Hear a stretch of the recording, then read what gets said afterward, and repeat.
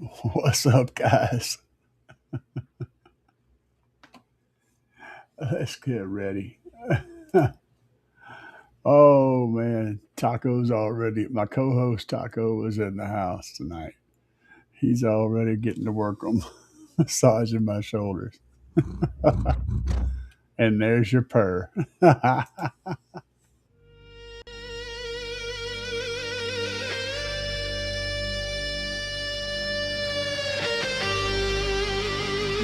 What's up, buddy?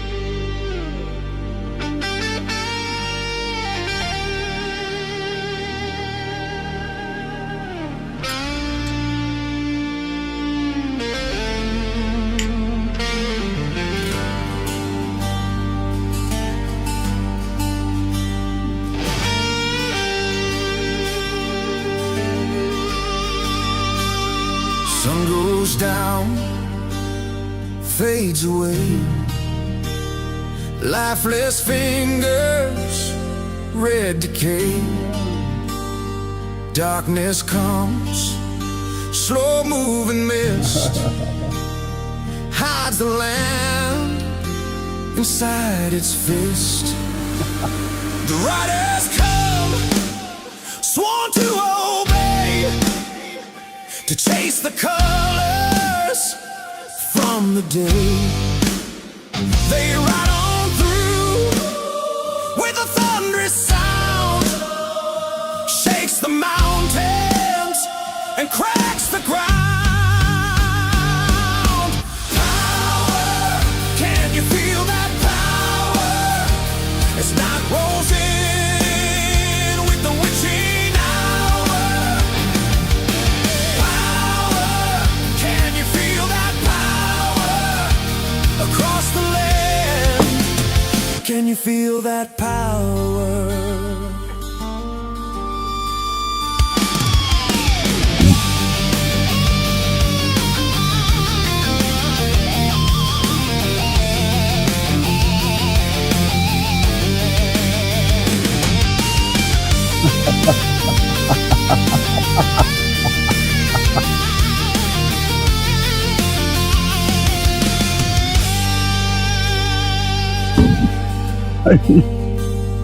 Cold steel hearts, eyes like flame, etched in dust, forgotten names, echoed vows through shattered time, bound by blood and ancient signs.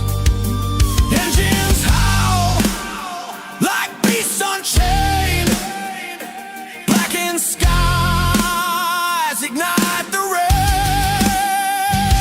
Every step, the shadows cower when the ground bows to rising power. Power, can you feel that power? As night rolls in with the witching hour. Power, can you feel that power across the land? Can you feel that power?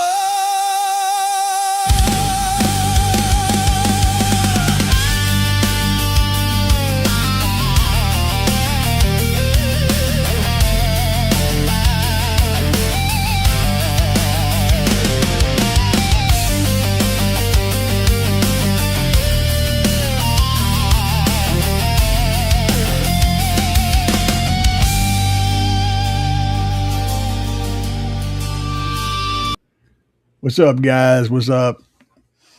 We are live on a Friday night. Taco said purr purr. uh, so yeah, we've been working hard. I put up a video today, guys. When you're watching my videos, they pretty much go up the same day that I record them. Um, who is this messaging me? Oh, Robert, what does he want?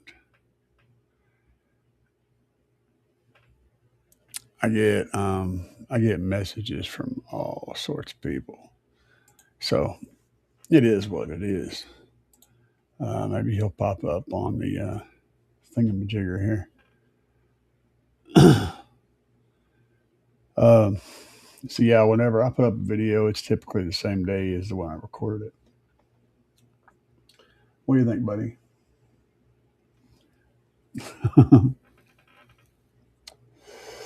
um, but I went out there today and tore out a bunch of shit. I worked myself to death today. It was quite a long day, and almost as long as his tail. But I had some people asking some questions, so I figured we would work on answering some of those. Um, First of all, let's look at what we got in the comments tonight. GA says Friday night live streams with the one and only Taco, the Bass Kitty. Yeah, Taco's a trip, dude. He's a lot of fun. He's got a very distinct personality and does very unusual things. Um, and then Pumpkin, also known as Bass Cat, he's the big orange cat. He weighs 20 pounds. Um, he has his own specific personality, totally different. Both of the boys are really lovable. If you're ever going to get a cat, get a tomcat. They're way more cool than girl cats. Girl cats are lame. Um, there's Robert. Maybe the same Robert. I don't know. What's up? Anyway, yeah, I got lost in thoughts and stuff. It just happens when you get old. You don't run down the train track no more. You're more or less kind of skating across a frozen pond all the time, smashing into stuff. Omar says, "Good evening, everyone. Good evening, man.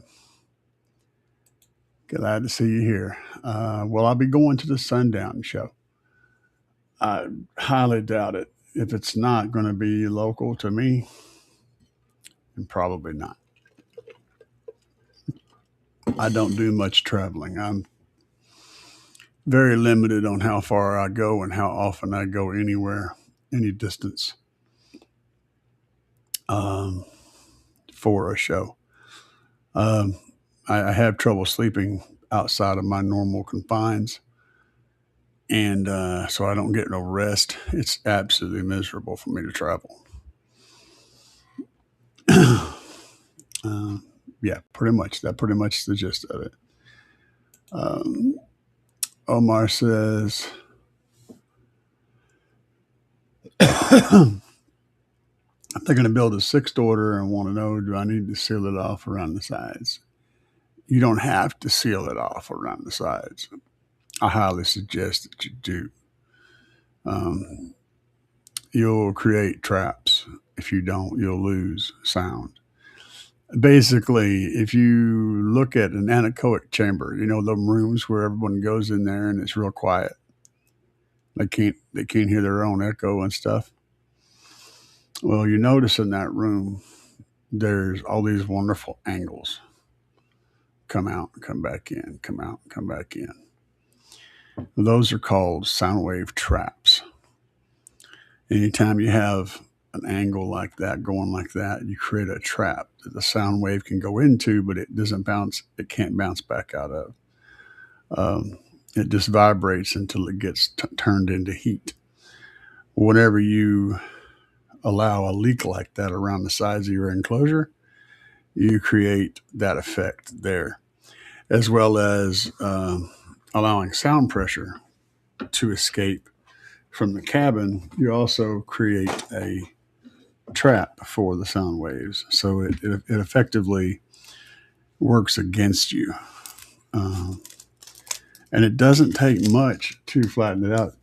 You could put a piece of cardboard up in there, and it'll make about 90% of the difference because it stops the sound wave from getting trapped.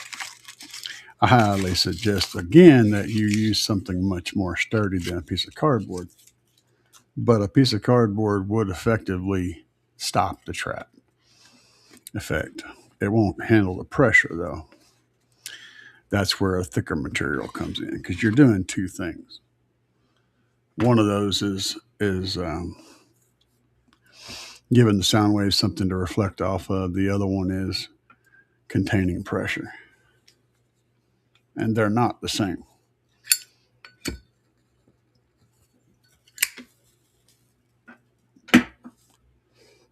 So there's that. Um, let's see here. Robert says, "Hi, bro. What's up?" Um, the size of the sub changes the frequency tune for the sub box. Not necessarily. The size of the sub changes the required airspace for that sub. Um, okay. Any sub of any size can play any frequency. A larger cone and or a longer throw subwoofer can play a low frequency louder. That's the key. So can 6.5s play low? Yes. Can 6.5s play loud? Yes. Can 6.5s play low and loud? Not as good as an 8, which is not as good as a 10 or a 12 or a 15 or an 18 or a 21, so forth and so on. The larger the cone area and the more movement it has front to back, more pistonically movement it has, the better it's going to play low frequencies loud. So, leave my cord alone. Boy, I'm going to tie you up in this damn thing. Jeez. I knew letting him stay in here was a bad idea. He's a heathen. I see Bobby's in the house. What's up, Bobby? Uncle Bobby B. Leave my cord alone. I'm gonna put that little lampshade on your head and make you run around with a bell, and the girls are gonna laugh at you. My damn cord's alone. Or you're going outside. Now, I got all of them stuck up on my desk. Sheesh. This cat's crazy, y'all. You want to see him go nuts. I get an ice cube out of the ice maker and throw it over there behind the food dish where it's kind of hidden behind his food dish, and he loves that shit. He runs over there and tries to dig it out. My wife hates it because he winds up with food all over the damn floor and shit, but he loves it. He gets a kick out of it, playing behind it, putting it back behind there and stuff. Fun shit. So yeah, your box frequency, well, up to a point, your box determines what frequency your subwoofer is going to play. And that doesn't mean that it's going to be super loud and super low necessarily. But if your box is oversized for your sub, then it can actually play lower than normal, but it's not going to play louder than normal. It's only going to be able to play lower down to a point to where it mechanically hits its limitations. What's up, buddy? He decided to get back up here. Since I took his freaking his wires away. Hopefully that answered your question. What's a good curve for adjusting all frequencies when equalizing? There's not. I tend to use Linkwitz Riley.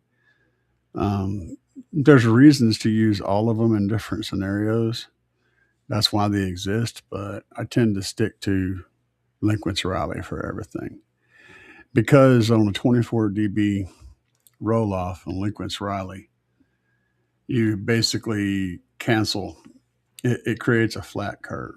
So if you're coming in with your low frequency driver, if you're coming in with your low frequency cat right here, right? And then you have it on the Linkwitz Riley 24 dB roll off, going down this way, and then you're coming in on over here with your high frequency cat, and you got him on a 24 dB roll on with Lincoln's Riley. The resulting amount that's in the middle, you're going to be the high frequency cat now. Yeah. The resulting amount that's in the middle will be basically flat. So when they sum together as they roll off, you'll end up with a pretty flat response across there. On the other curves, you can end up with a hump or a dip. So you might want a hump or a dip. You might. That's why I said all of them have their place.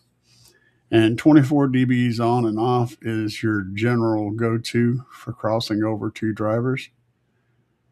But if you have a weak spot, if you find that you're EQing up in the area of that crossover, right, you might want to have a little bit less, like have them overlap a little bit and create a hump rather than pushing the EQ up. Say if you're having a dip at 80 hertz, for example, instead of having it go to 80 and then 24 dB roll off, the other one come to 80 and a 24 dB roll off, Liquid's Raleigh on both sides, and you've got an 80 hertz dip, then you might have them go down to like the top one go down to like 75 and the bottom one go up to like 85 and have the same roll offs, and you'll create a hump. And so you won't have to push the EQ up. You'll put a little bit more power from both drivers into that area where you were getting a null. It is what it is.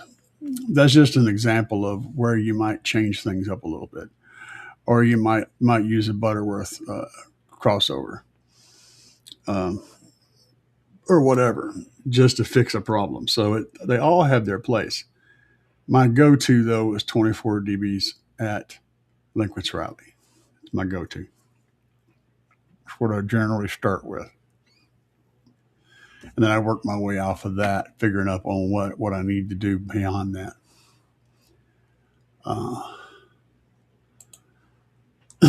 Omar says, thanks for the advice. No problem, brother. I do my best to give the best advice I can whenever I actually know what the hell I'm talking about. And also to remember that I don't always know what I'm talking about.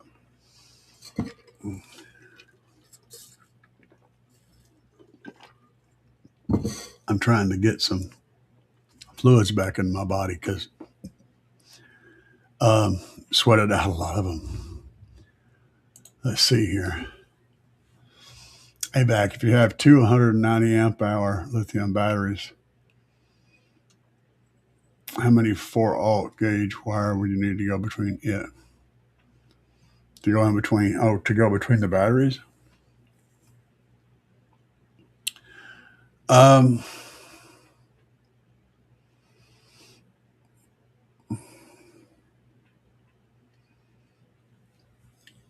4 alt. I don't have the 4 alt measurements wrapped up in my head.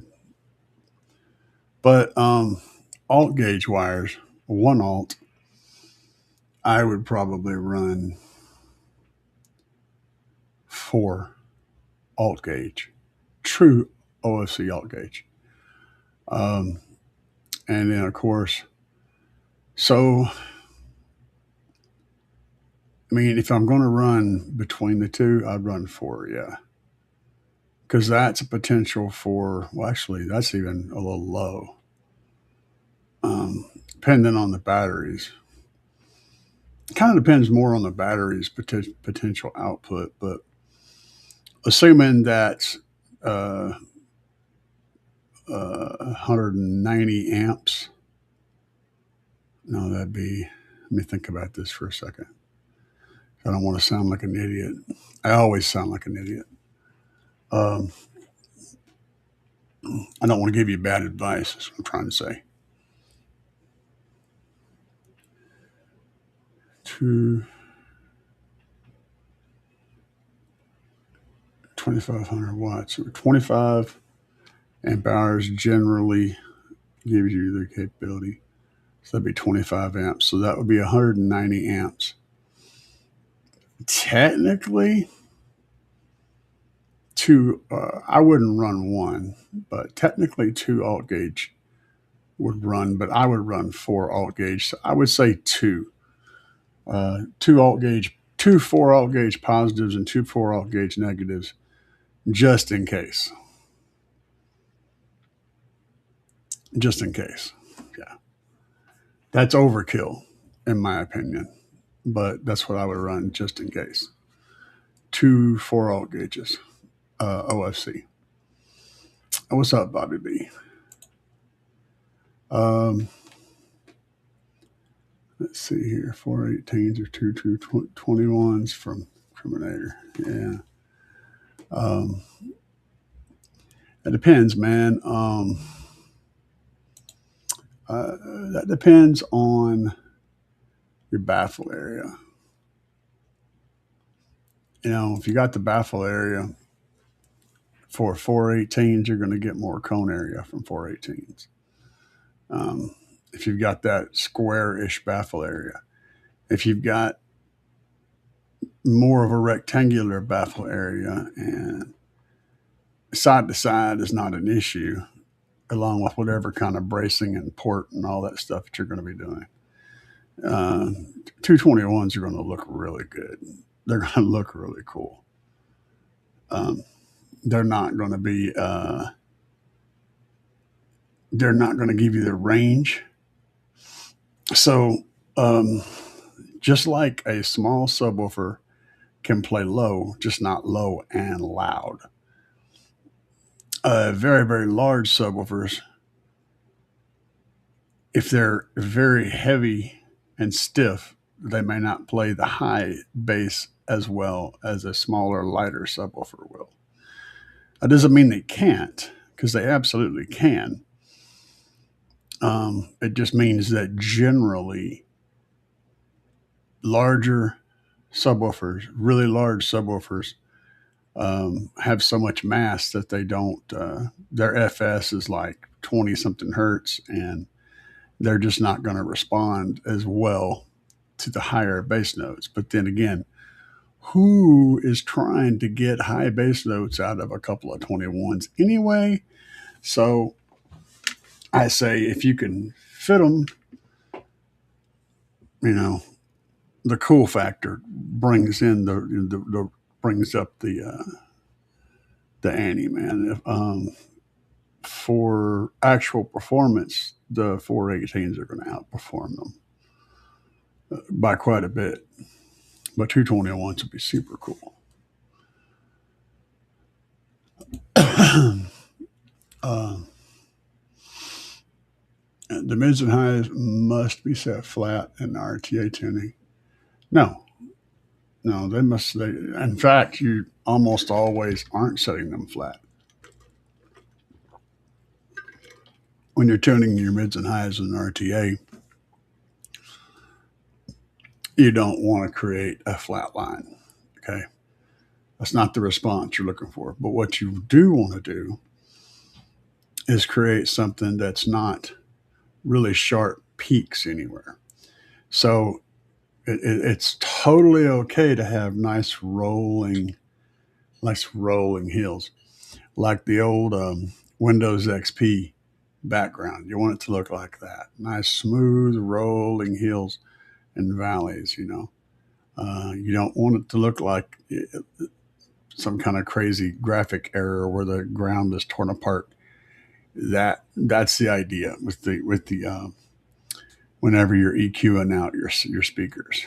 Um, so when I'm doing the RTA setup to get the basic, I take everything flat. My EQ's flat, my radio's flat, bass enhancements and stuff like that's all flat. All that stuff's turned off and flat. And then I use the individual channel EQ to take out peaks and valleys, mainly to pull down peaks until I get a response out of that driver that's relatively smooth. It doesn't have any sharp pokey bits or big valleys in it. Really? Um, and then once I get that, and I've summed them all together, and I create with pink noise, and I create something that looks pretty like like a nice curved hill or a nice curved valley. Um, then I can go into the master EQ and get it more like EQ the whole output to kind of what I want to hear. That's how I do it. That's how I tune anyway. I mean, everybody's different a little bit. It's nice. Let's see here. What's up, Joseph? It's good to see you, brother. PSC Mentalist is in the house. What's up, Derek? Hopefully, you're getting something done, man. Did you ever get that box sold? Uh, Let me let Taco out real quick. What? Y'all, give me a second.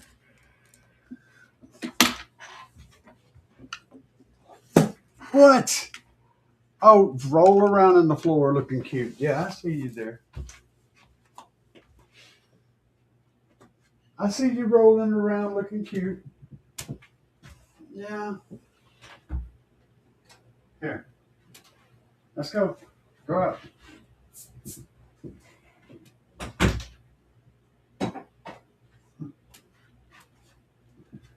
Oh, children.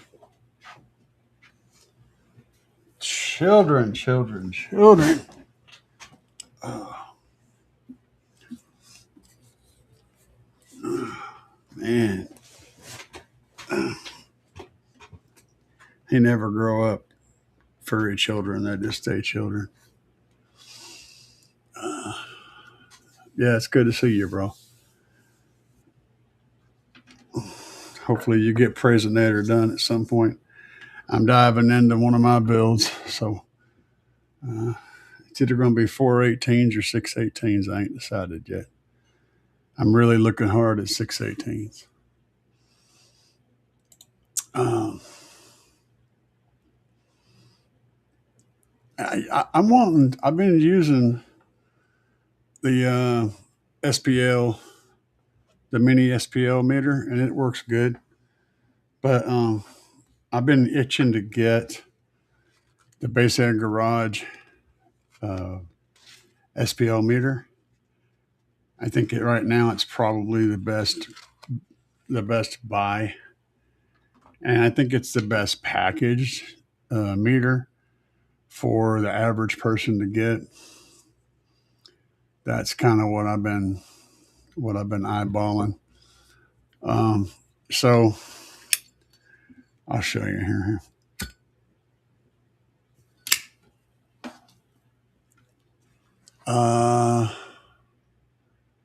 Let me see here.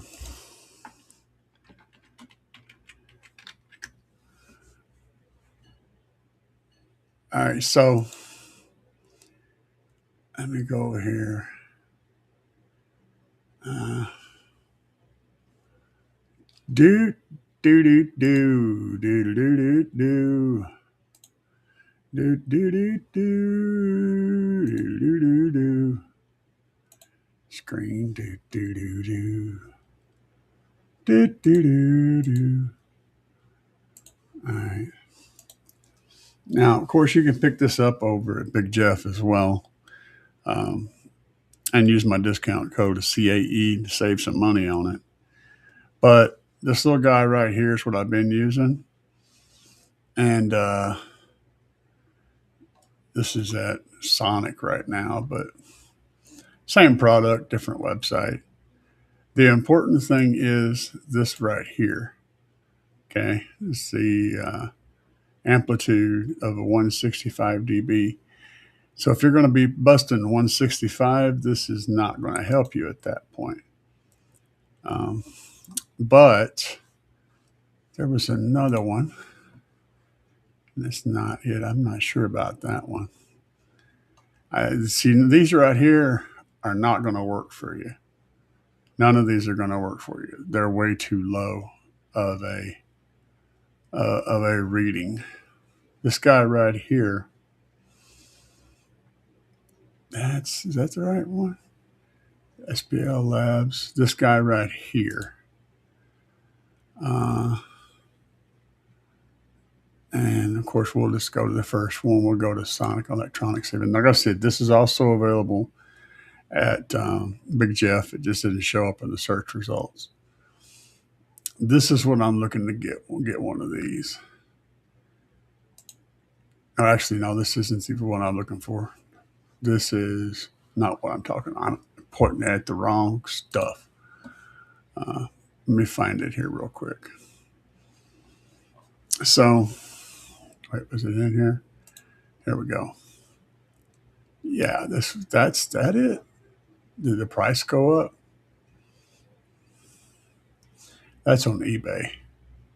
That's no bueno. Here we go. Yeah, this guy right here. All right. So this is what I'm looking at. I got buddies that have run this, and they seem to be very accurate.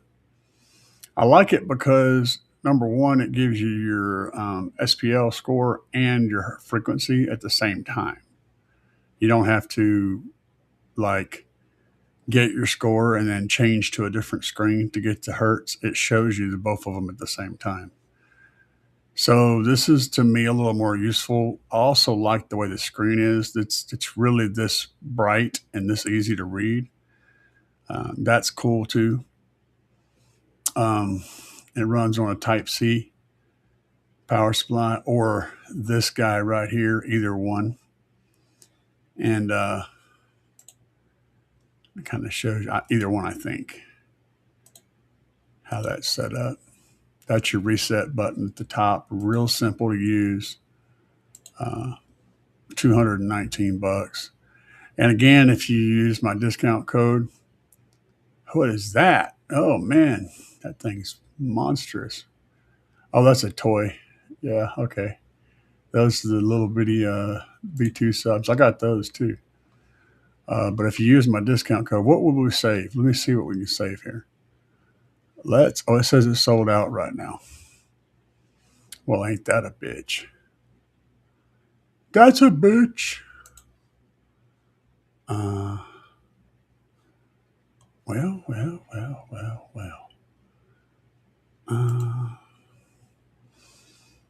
Okay, yeah. It's on sale and it's sold out. Okay. Well, so much for that. But this is what I'm looking to get right here. Now, um, I suppose you can go over to eBay and get one for like $100 more. If I'm sure they have them. They probably bought up a bunch of them and then turned around and reselling them at a higher price. You know, as one does. That's how money is generated in the world. But that would be the one I would point you towards. Uh, so yeah. Let's see here. Cool. So you did sell it. Awesome, dude. I'm glad. Hopefully you got a little money out of it. I mean, I know you had more in it than what you got out of it. Um, Typically for a box like that, with a window and custom work and stuff, you know, $500 to $700 is kind of the number that I would be looking to pay uh, to have it exactly the way I want it, with like a 3/8 acrylic window in it and custom etching and all that kind of stuff. For someone that was overcharging you, you could spend $800, $900, but it better be really good at that price.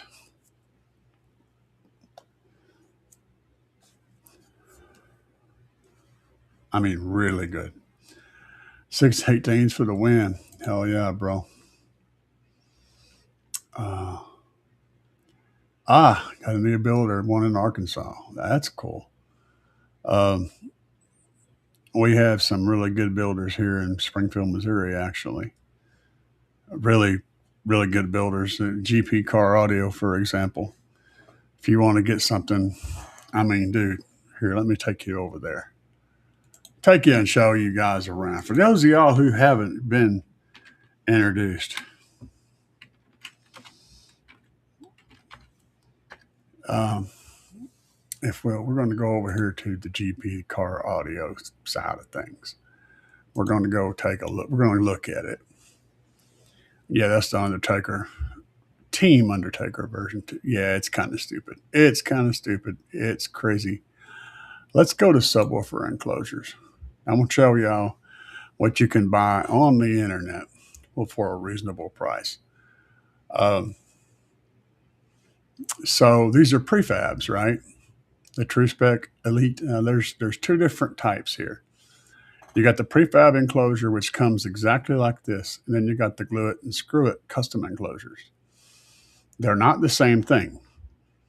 The prefab enclosure comes completely constructed, just like you see it in the picture. All right. And the glue it and screw it comes flat packed. So it's all cut out, it's all CNC milled, literally snaps together uh, with glue. You don't even have to use screws. You can just glue it together and clamp it if you want to. And it fits together perfectly. Perfect seamless fit. Um, and you can see the prices on the glue it and screw it boxes. So for like a dual 10-inch high output XL glue it and screw it, $214. A dual 10-inch, $199. These are really good prices. Okay. But for those of you who are looking for something that's really cool, this is the category. If we click on one of these, this is a True Spec, really well braced,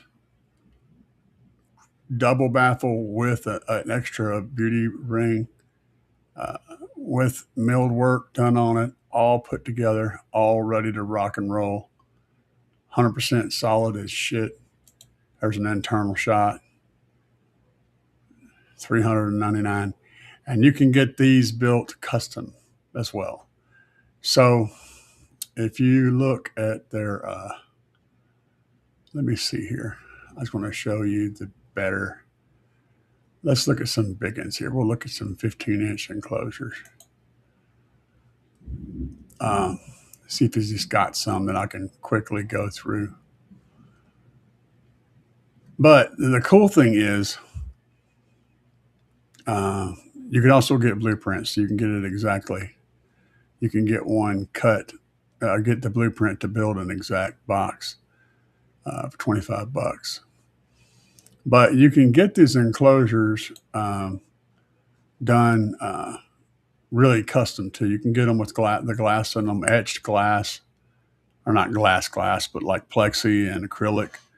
You can get whatever you want etched in it and stuff. Like you could have it say whatever you want and all kinds of crazy, elaborate stuff. They can do very, very, very detailed custom stuff. And the prices are going to be better than pretty much anywhere else, especially considering what you're going to be getting from your order. Very precision. And like this is an example, these right here are the glue it and screw it elite boxes. So you can get these done, this dual 10 box, right? And it's glue it and screw it, so it comes flat packed. You got to put it together, but it's all CNC. All the stuff's there. The acrylic stuff's there. Everything is there. You just put it all together, and you have that wicked box. $259. So you need to check out GP Car Audio and their subwoofer enclosure, potential subwoofer enclosure stuff, because you can get it. You can go down through here. See, you can do bracing, what type of window, right? What you want to have, what you want it to say. Do you want to upload a thing? You want to upload some kind of image, custom dimensions.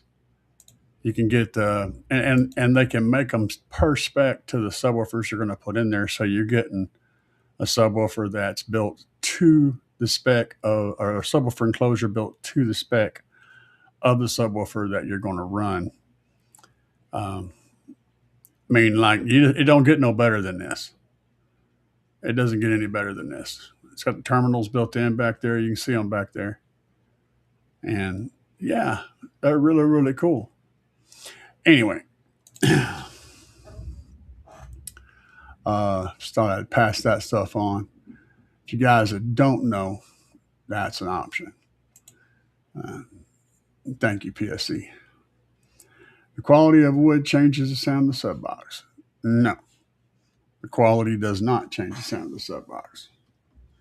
The quality of the wood makes it easier to build with. Um, like if you've got a whole lot of voids in your plywood, it tends to not be as easy to work with because you end up with holes where you're trying to put screws and things. So it requires more work to make it work. Um, there'll be, if you ask a dozen people, you'll get a dozen answers on voids in plywood. There's some are like, "Oh, it's going to ring in that chamber," and all that. No, it's not. No, no, no, no. It's going to be weaker, sure, but um, I mean, it's not going to make any difference in the overall reality of things. Um, I use pine plywood for all of my shit. Is birch stronger? Yes. Real extremely high count, layer count, high level marine grade birch stronger? Yes, it is much stronger. But in the scheme of things, if you're going to be using 2 layers of 3/4 inch anyway, it's not going to make any difference. Ultimately, it's not going to make any difference. It's going to make way more difference to your wallet than it will to your build. So, but there's voids and stuff. Then there's the finish itself. So it all depends on how you're building, what you're building, how you're going to finish everything out, and all that stuff. Yes, it affects all that. But how does it affect? But does it affect the sound? Not really. No.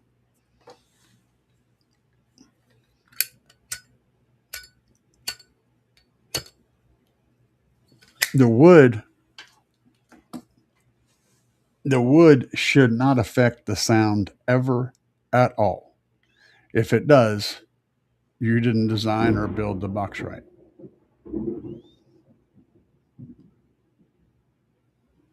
Fondos. Fondo fondo.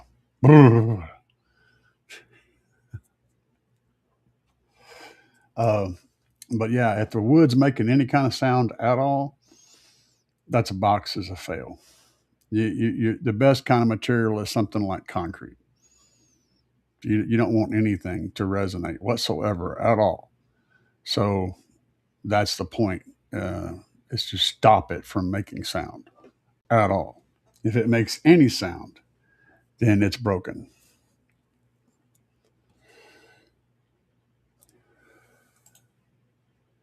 Let's see here. Millie J. Question. I believe my door speakers in the front and the ones in the back dash underpowered. How good?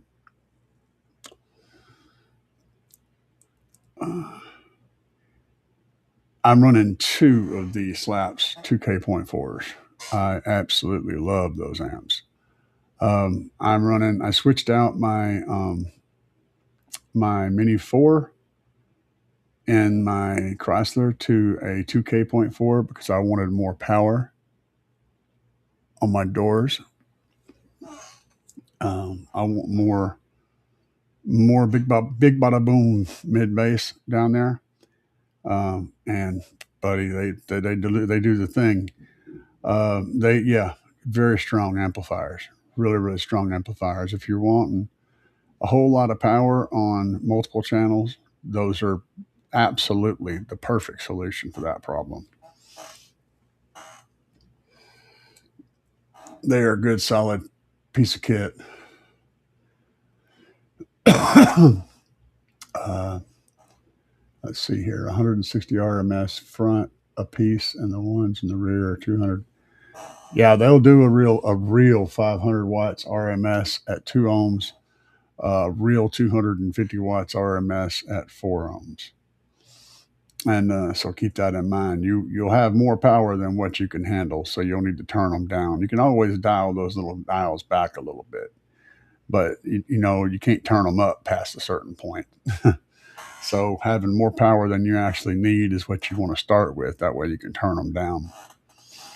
But yeah, you won't go back to anything else once you start using those 2K.4s. They're just a stupid amount of power, relatively small footprint,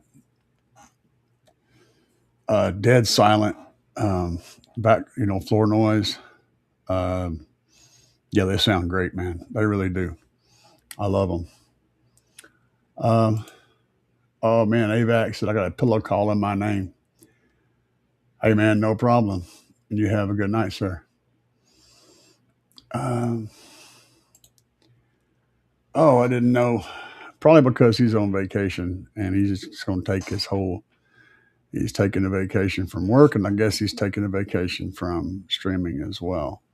So I would say that would be my guess on that. Um, he's been posting crazy pictures of him on a motorcycle and stuff on Facebook, so I'd heard about that. Um, let me see something. I wanted to look and see what the community is saying. I've got a lot of comments on the last video I just put up. Um, let's see here. You go with 6 and a fourth if you want if the subs work in that kind of environment. Go big or go home, as they say. Oh yeah. And he says, Base Fanatic says I would go with 418s instead of 6 in a sixth order. I think you'll be happier. Uh, yeah, that's another thing. So the fourth order is kind of tricky. And there's a bunch of them in here. And said I got 618s and a fourth and then hammers. Um, fourth orders are tricky. So you tune them by the ratio, essentially. The closer you get to 1-to-1, meaning the sealed chamber and the ported chamber being the same size, the flatter the response curve gets. So it acts more like a sealed enclosure, just a sealed enclosure, a really big sealed enclosure with a whole lot of subwoofers in it. Now, as you increase that ratio, so as you make the ported chamber bigger versus the sealed chamber, you start creating a hump. And where exactly that hump is determined by the opening of that chamber and also how big the two chambers are, period. The ratio between the two changes the steepness and singles out the hump. So if you want to really, really, really hammer one specific note, you have a very, very tiny sealed chamber and a great big, huge vented chamber. That gives you a serious peak on a frequency. And then the size of the sealed chamber and ported chamber and the port itself on the ported chamber determine what that frequency is. I do not want anything to do with anything like that. I want a very, very musical, flat build. So I'm going to be trying to go to something really close to a 1-to-1. I may have a slight bump, like a 1.1 or 1 to 1.2 or something like that. So a slightly bigger top chamber than bottom chamber. But I'm going to be really close to a 1-to-1. And that's how that works. I'm just looking through the comments over here on this last video. Haven't answered these questions yet. I have a design for a sixth order for 418s if you're interested. Oh, that sounds fun.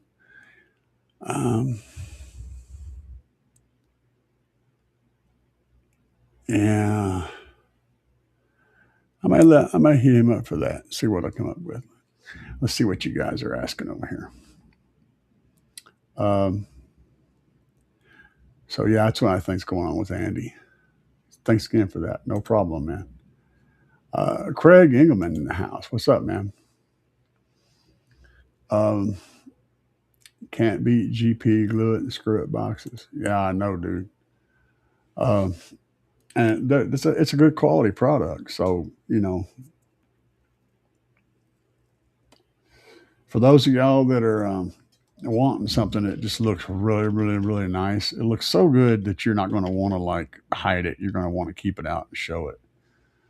That's what you're looking for. They can do some pretty cool stuff with the custom ones too. They can do them in any kind of material you want and anything.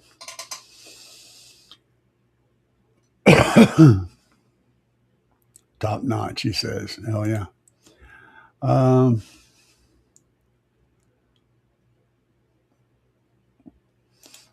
yeah. If I'm going to glue and screw, I might as well cut it off. So, well, yeah, sure. I mean, the thing about that is though, is those glue and screw it boxes. If you go that route, they're going to design it right. So you're going to need to design it, cut it, and glue it and screw it. Um, with those glue it and screw it flat pack boxes, it's just like having all your stuff is CNC. And if you look at the price of buying the wood to do it with, and then just that alone, you're almost paying for the whole glue it and screw it flat pack. It's really crazy the price of wood. So just keep that in mind. It's really a good deal. Um, yeah, I'm not crazy about ported boxes. I really ain't. But ports do make things more efficient. Uh, for SQ stuff, I still lean hard towards a sealed enclosure. I really do. I've got a ported enclosure in my car right now, and I'm going to leave it in there until I get the Tahoe built. And I'm probably going to pull it out and put a sealed enclosure in there. I like the way sealed sounds better. Um, for the violence that I would in the Tahoe, I just want violence. I don't care about sound quality per se. I want it to be violent. I do want it to be musical, meaning I want it to play all the notes and a wide range of notes. But I'm not picky about little stuff with that. I just want it to be loud. Now with my car, it needs to sound amazing. That's the whole point. So yeah, I agree with you. Actually, aeroport's always going to be better. It's just going to be more difficult to design around and to implement. But if you want to get a good airport and not have to do a lot of crazy work to do it, pick up one over at Big Ass Ports. You can get them in multiple sizes, and you can get the kits where you can change the links, and all you do is tape them together, the sections. I used one in a Tahoe build for a while. I was impressed with them. They do real well. You can get away with a much smaller port than you should by using those aero ports because they tend to not make as much noise, even though they're moving way too much air to way too small of a space. They do it so efficiently that they don't make noise, at least up to a point. So yeah, aeroport's better. It's just harder to design around and more expensive geometry wise. It takes up more space in your box. You can't really use it as a side to the box, It's going to take up space. It can't be tall and thin and wrap around the inside of the enclosure. It's going to be a big, huge thing going straight through somewhere. So that's kind of the drawback with the aeroports. But yeah. Uh, what's nice is made for your subs. Absolutely. Yeah. You're talking about the GP subs boxes. Yes, absolutely. Absolutely, brother. Porta box give you tons of output right where you don't need it. Dead in the middle of cabin gain. That's why it sounds muddy and detached, and you lose all subsonics. 100%. I tend to uh,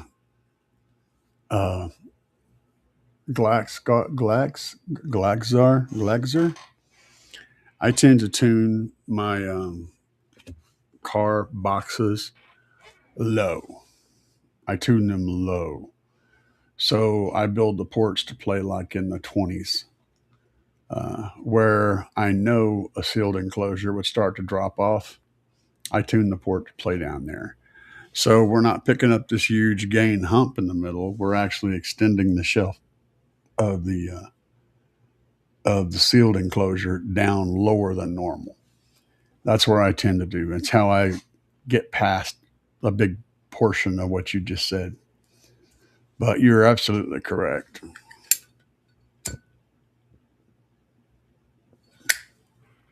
I like them to play like 24 hertz, 20, 26 hertz.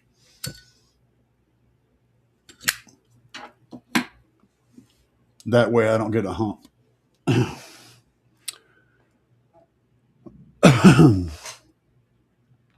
uh, yep, they do. They have the pocket screws. You can do the pocket screws on them. You can make those things look absolutely beautiful. They're beautiful boxes.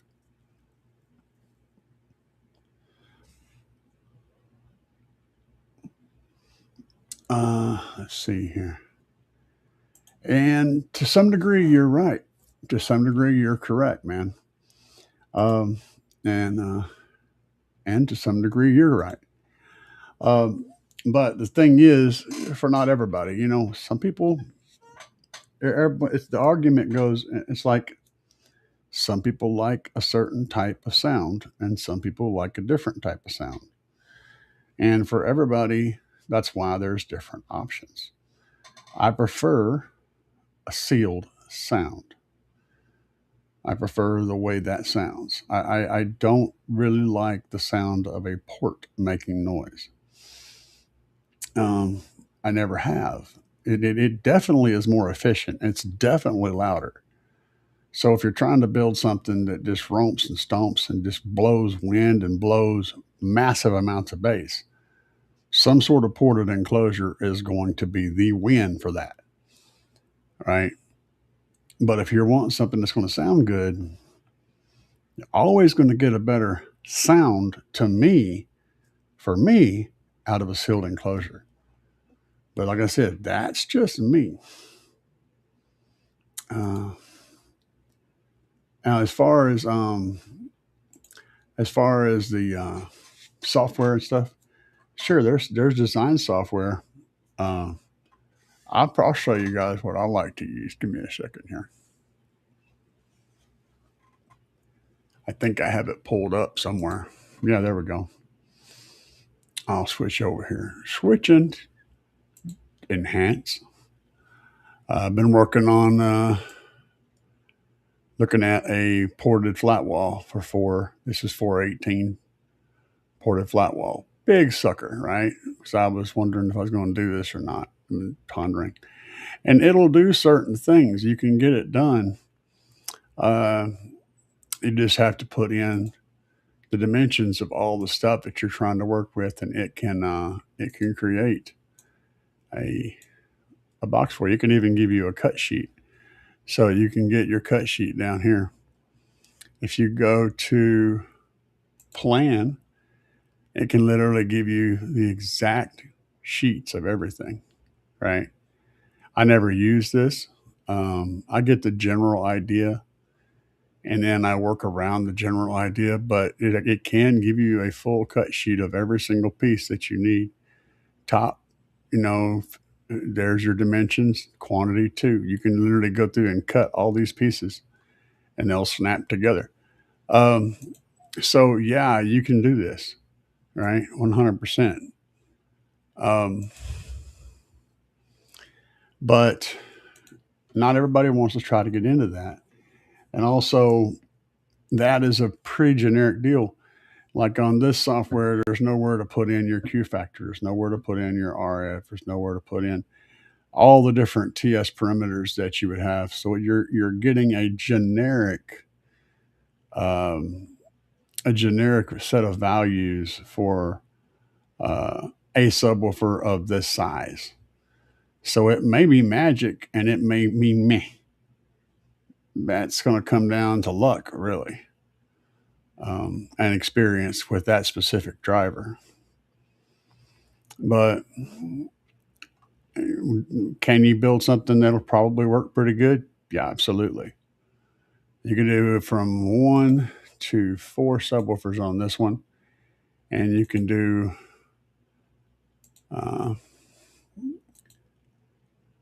it says it'll do a 4th order or a 6th order, but it won't. So you can do a ported or sealed enclosure. It won't let you do the 4th or 6th. It's got them listed there, but you can't click them. So yeah, I mean, it is what it is. We work with what we got.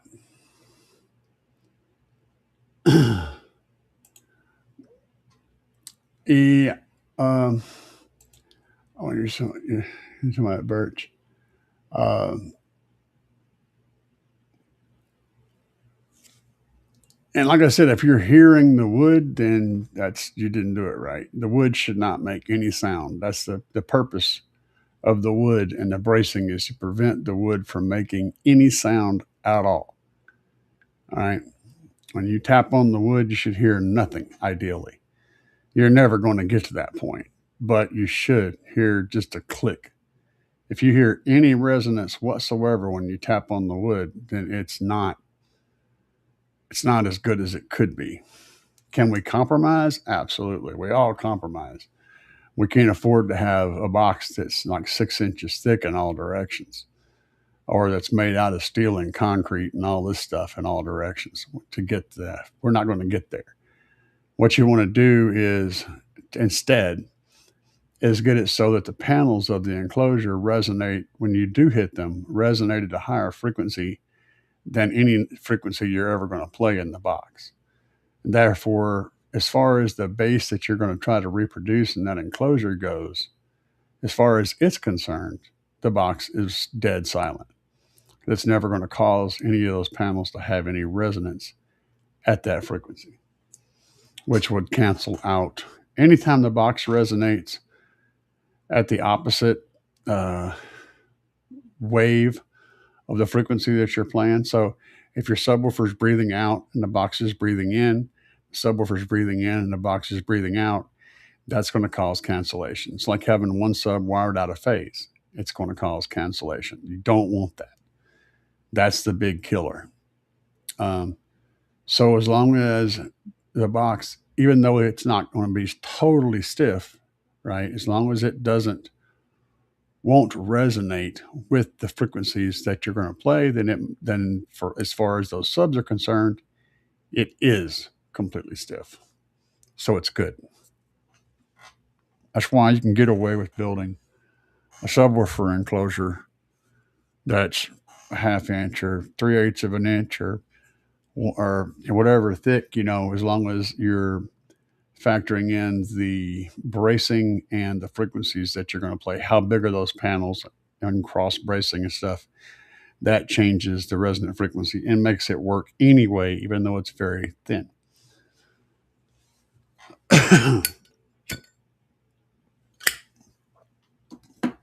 A very small panel is never going to have a resonant frequency low enough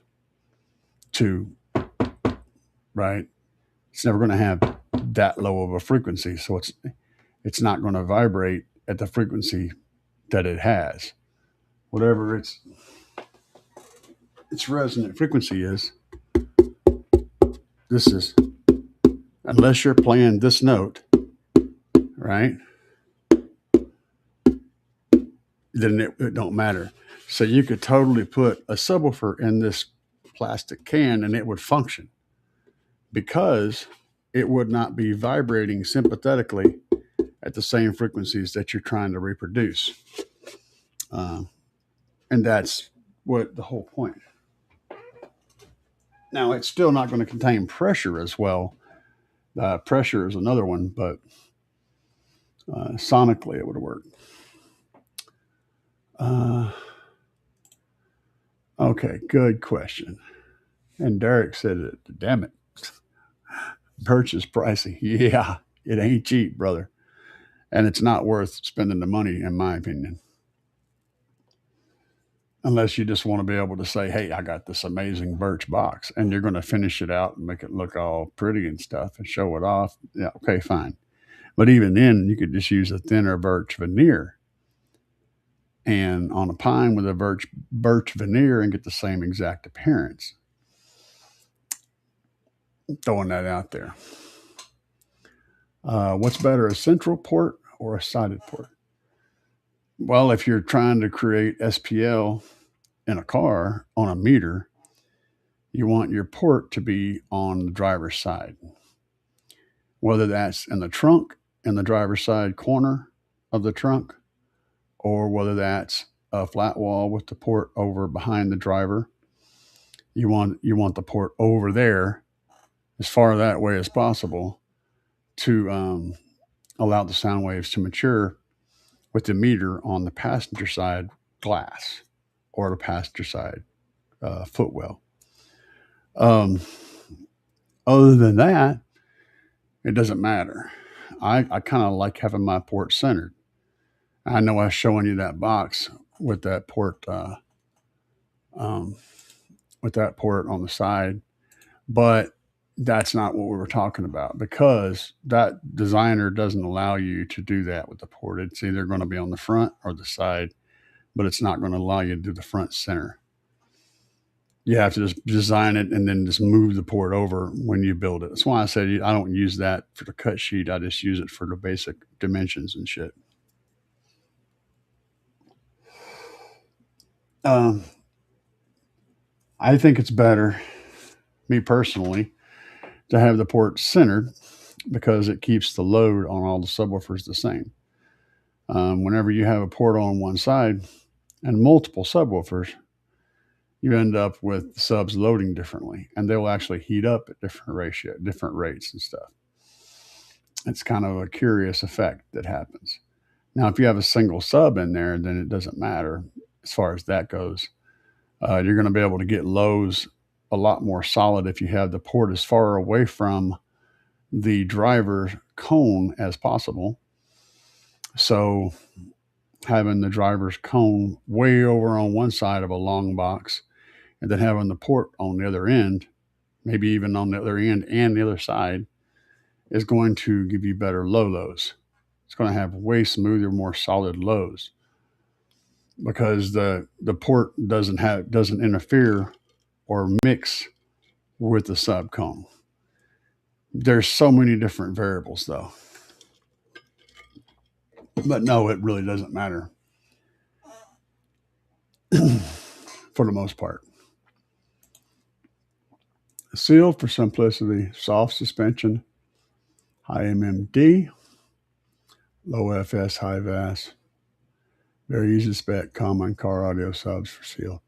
Yeah, sure. I'm 100% with you on that. My also made out of OSB and subfloor.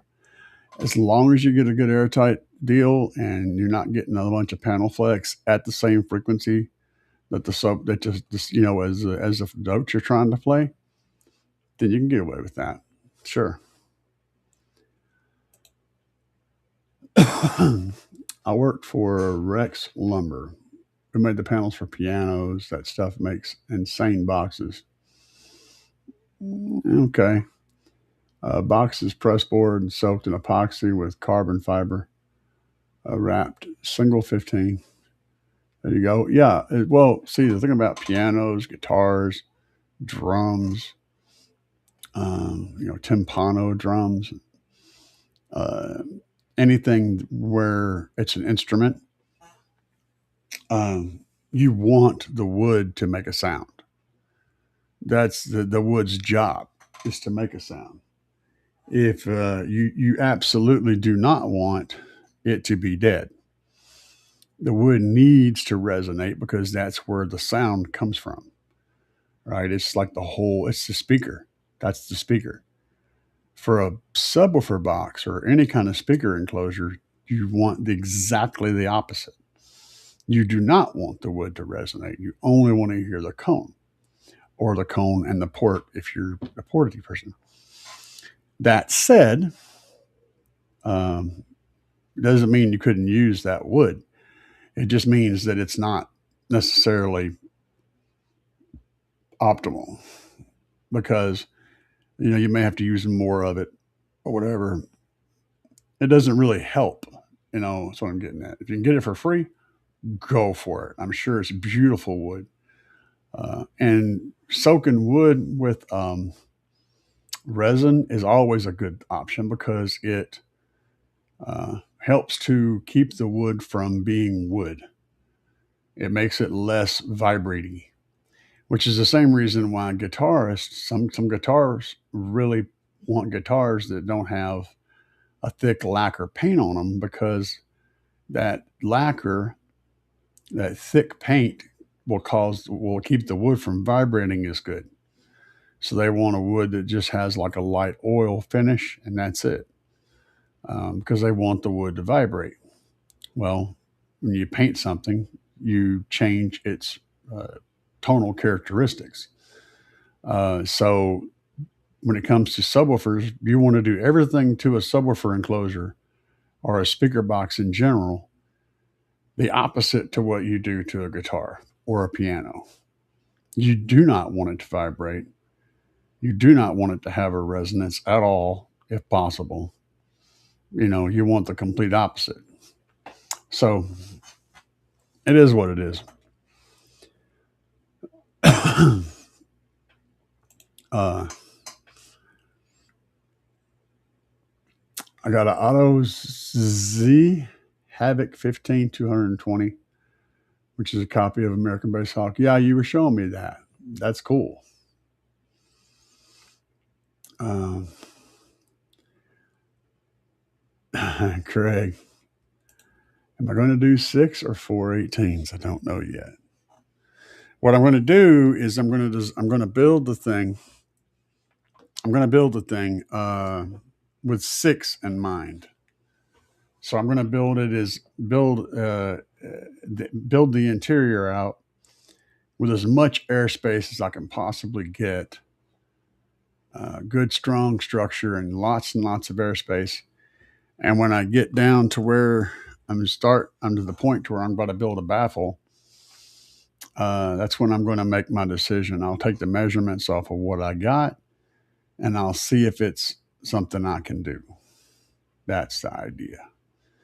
But I can do either one, and my plans will work either way. I would really like to have 6 18-inch subs, and I know that it's possible. I just don't know if I can make it happen or not. We'll have to wait and see. But it should be good. Either way, it's going to be fun to watch. You guys stay tuned. Hit that subscribe button and keep up with the videos, because they're all coming one by one.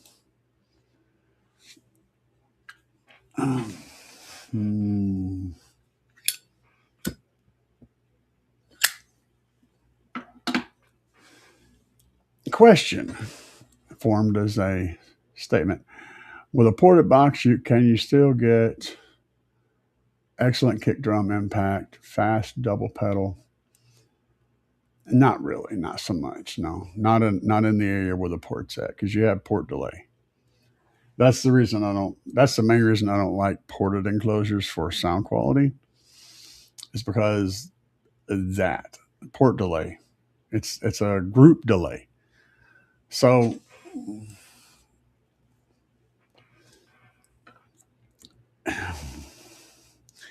the way your port works basically is your subwoofer's here and your port's here, right? So let me do it this way so you can see better. This is the subwoofer, this is the port. So the subwoofer starts to play, and then as soon as it goes out and then back in, the port gets kicked off. And then when the subwoofer stops, the port goes again and then stops. So you get a delay at start and a delay at the end. And it's just a half a frequency, but it makes the note soft. And And that is where the port falls apart, is in that kind of stuff that you were talking about. If you're really jamming with stuff like what you just listed, if that is what you're interested in, then stick to a sealed enclosure. You're going to like the sound of that better, for sure. Um, if you do decide to run a ported enclosure and you want all those effects, you want that port tuned way down low so it can bring in the bottom and it doesn't start talking unless you're getting really low. Um, Most of that type of those transient sounds, your kick drums and all that stuff is, in the 50 to 60, 70 hertz, 80 hertz, 90 hertz range, and they're not really in the subwoofer range as much. Um, Most of what's down there in the, 50 and below is frequencies that aren't getting played by normal music. So it's not really going to affect them so much. I mean, you don't hear kick drums really resonate in that range of where a port would be active. So it usually is an issue. Like in my car, I can be playing my yacht rock music and stuff, Elton John, freaking Lionel Richie and all that, and you'll never hear my rear sub come in at all, because there's nothing, there's no information for it to reproduce. All the information is wasted. Um, you don't really hear it come in unless I'm playing something with some serious drop to it. So what I'm basically saying is, yes, it will make it sloppy, but no, it probably really doesn't matter because none of that stuff is going to be playing that low. Hopefully that answered that question. Millie J said, how do I set my gains? My Slaps 2K.4. I have an O-scope mini device, but I never set mids and highs. Is the remote area looks super bulky? Okay, I'm going to reread this when I get my Slaps 2K.4.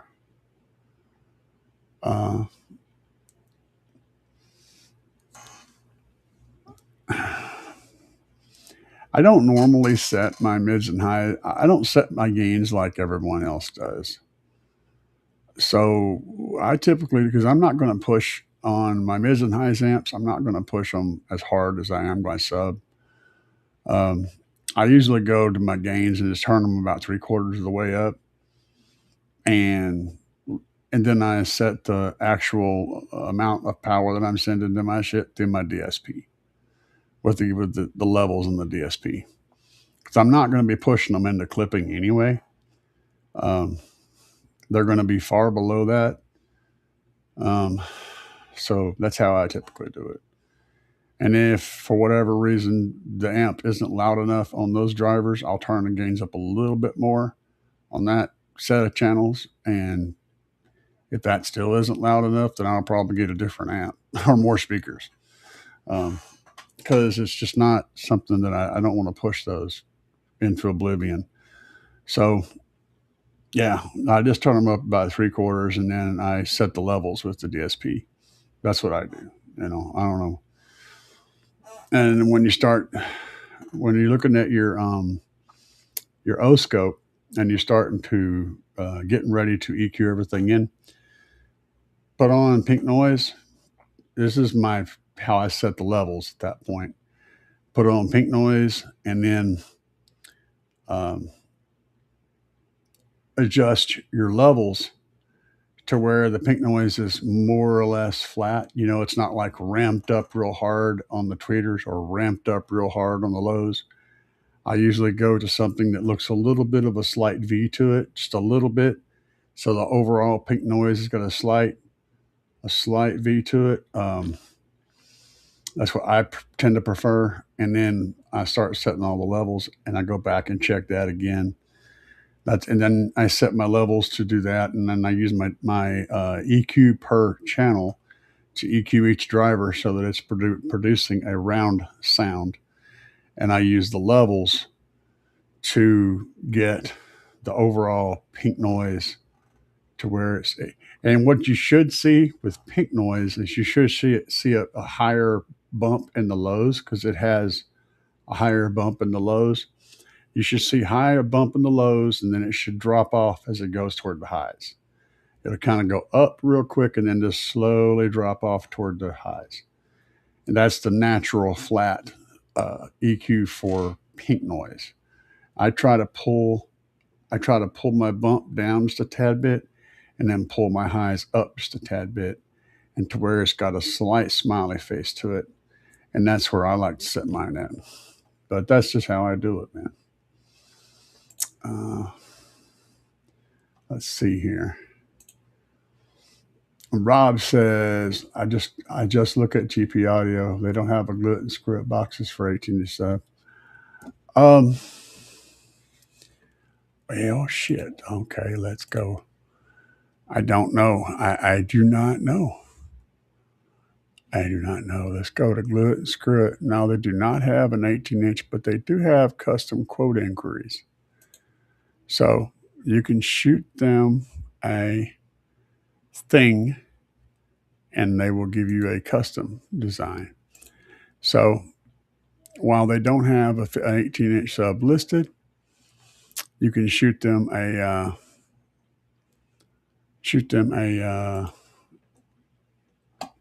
message for custom stuff. They can probably do it. I don't know. So hopefully that would help.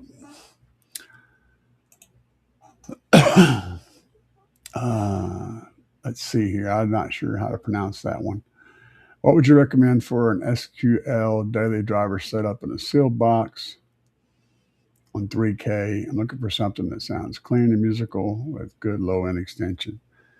On a 3K, bro, I mean, I can't recommend anything outside of slabs, man. For subwoofers, shit, dude. Anything else and you're paying too much. I mean, it's just that simple, you know. That's the 18. So it all depends on your what you're wanting to do exactly. But these guys will 100% perform for you. They're going to give you the performance you're looking for and a real good price. So if you're looking at, for example, a 12, you could do the 12-inch Oblivion for $269. You could do the 12-inch Smackdown for $469, and my discount code knocks a chunk of money off of this. So whichever one you pick up, you're going to pay you're going to get a significant drop.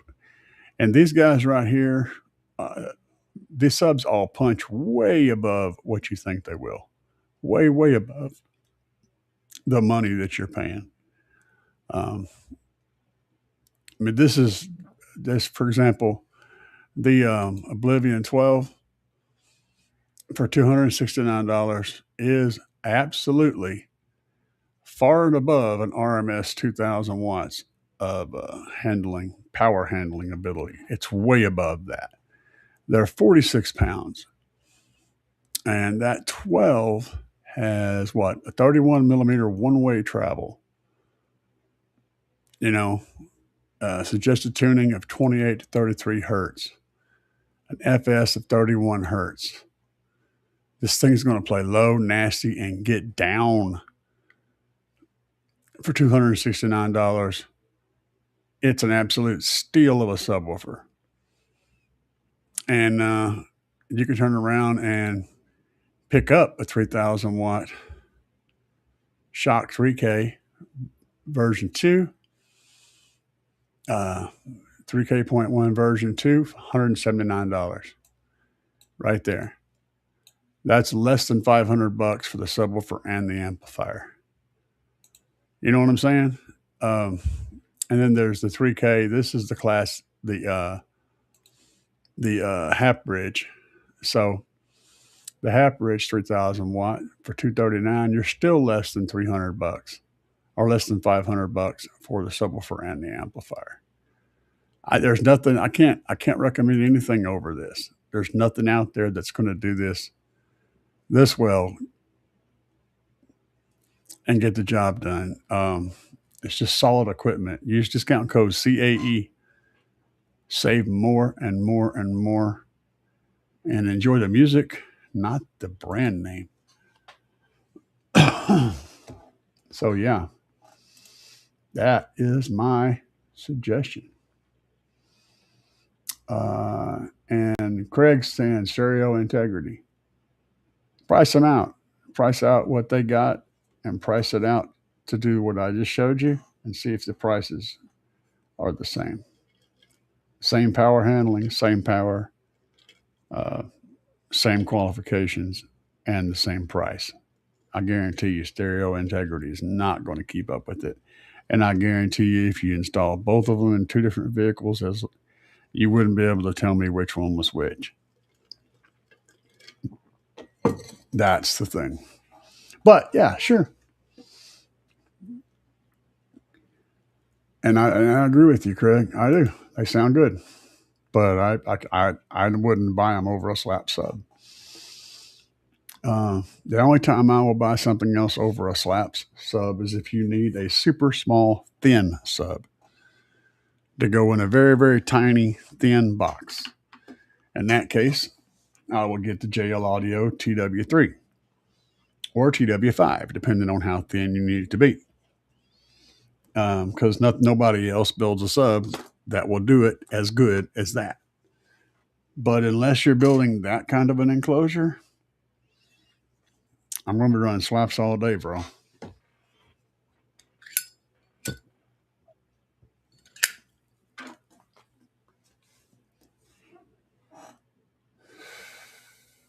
Let's see here. Glass car. I used to use Horn RSP and model cabin as a series chamber so I could find a way to tune the windiest. No wall Tahoes around 16 hertz. And sedans are around 22. Cool. Yeah, I'm not quite that technical. I have friends that are, but I am not. I am not a numbers guy, so that stuff makes my brain hurt. But kudos to you, brother. I am definitely not that technical. Go round and round about boxes, sub designs, ported and not ported for hours and days. That's because there's no real right answer, bro. You know, and that means there's always an argument to be had for either side. What's the best place to get low mids in the front door? Front door or in the back? Well, you can get low mids wherever you want them. It's just a matter of ideally, if you want all the sound to come from the front as much as possible. So if you can put it in the front, that's where you want it. It's also the place where you have the least room to put anything. So there's that. I used a couple of JL TW3 10s and my kick panels of my Chrysler 300. I got a whole build series on that to get my low mids in the front, to have that front stage be filled out really nice. And it sounds ballin', son. It sounds so damn good. Mm. That was the best move ever.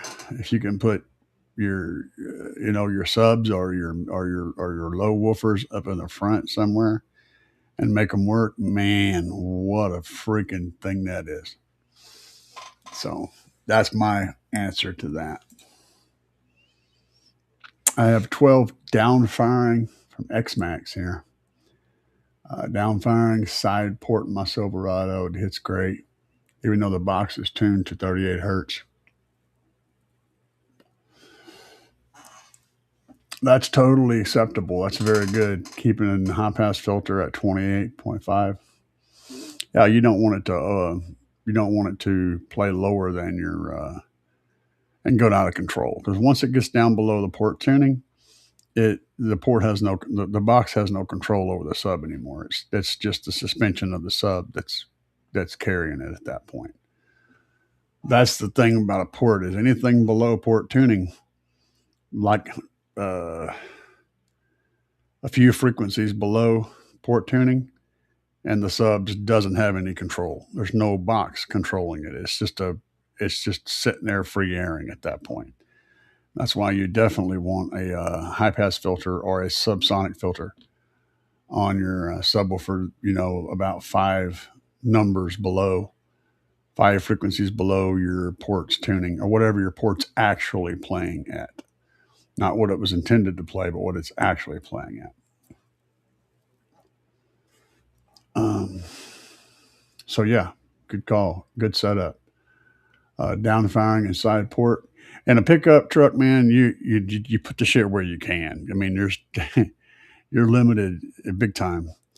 My Silverado, I had a JL Audio stealth box that was sealed under my back seat, and I wouldn't have put nothing else in there. It was $1,000 for that box, and I got a deal on it to get it at that price. It was actually more than that.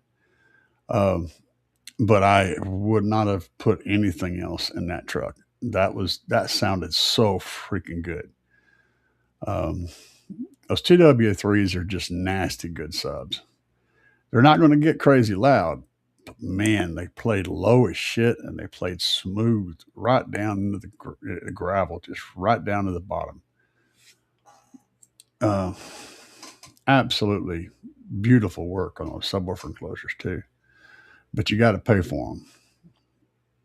Hell, the drivers themselves are like $500.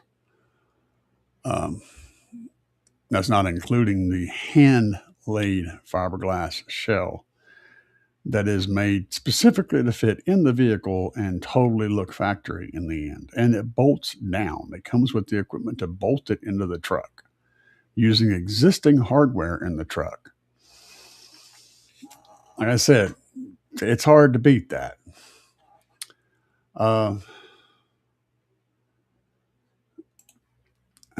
You're very welcome. You're very, very welcome. I can tell you've been doing this a long time and helping people. That's all I can do, man. That's what I do. That's what I was born to do. Drove my mom batshit crazy because I'd be at Walmart helping people find stuff on the shelves. Like I'd be like, "What are you looking for?" "Oh yeah, I'm looking. Well, let me show you. I know where that is. Hey, you might want to do this or that." That's my thing. It's always been my thing. When I was a kid, it started out. I was born to help people. That's what I've done all my life. By default, no matter what job I've had, I've always been a people helping person. Um, Even if it wasn't part of my job or it wasn't my job at all. It's my natural instinct. So it only makes sense that I would help people with anything that I know how to do. And but yeah, you're very welcome, and thank you. Um, it has been. Is it better to put the Linus to LOS mids or a small front sub? Front sub. Front sub, man. Front sub. If you put it in the console, you can put it down in the kick panels. You could even do an IB front sub in the floor, and have it playing like just infinite baffle, playing into a little chamber there that eventually opens up. It's all kinds of weird ways of doing it, but yeah, front sub all day long. I mean, dude, trust me, the thing that's going to blow your mind is the first time you hear a front sub in your setup. Just go get a computer speaker or some kind of little generic sealed sub or whatever. I don't care what it is. Hook it up to your amp, turn it down low, put it in the floorboard, put it over in the kicks, over in the kick in the floorboard on the passenger side, give it a little power, turn your big sub down, and listen to your system. it'll blow your freaking mind. You'll understand at that point what it is you need to do. It's just that simple, and it don't require hardly anything. Everybody's got an old computer subwoofer sitting around somewhere. Hook it up to your amp, put it in the floorboard on the passenger side, stick it up under the dash as far as it'll go, and turn your big sub in the back all the way off or down and just listen to it. As soon as you start listening to it, you'll understand completely what I'm talking about. There'll be no more discussion necessary. Uh, okay, let's see here. We got a partial statement. Let me go back and see. What would I recommend for an SQ daily setup and a seal on 3K? Okay. For uh, for an avalanche midgate removed.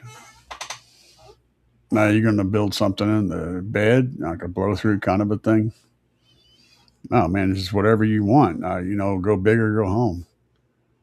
A couple of freaking SmackDown 18s would be real nice back there. Firing straight through that freaking port.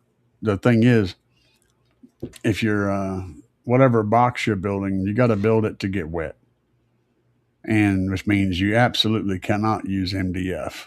You're going to have to use plywood, and then you're going to have to seal the snot out of the plywood, and I mean seal it good. It needs to be like boat level sealed, epoxy, multiple layers of epoxy, and then you want to cover the whole thing, of course, with a bed cover and shit like that. But yeah, that would be a bomb system, dude.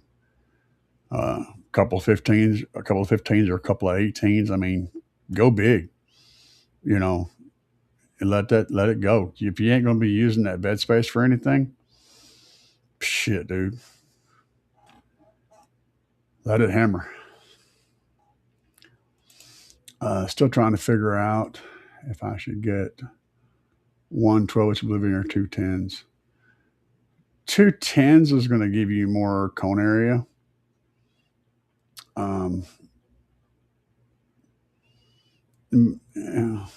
And I'd have to look at the camera and I'd have to look at the airspace and how it's all designed and all that stuff. But you're going to get more cone area and more output out of two tens than you will from 112.